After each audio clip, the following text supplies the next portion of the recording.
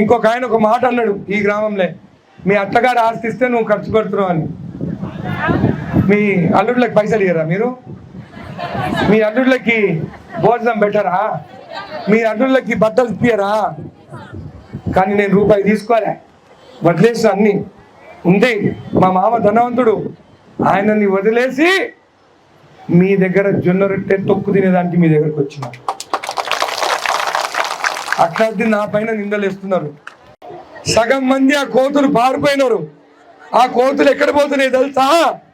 BRS నుంచి బీజేపీకి. అవునా కాదా?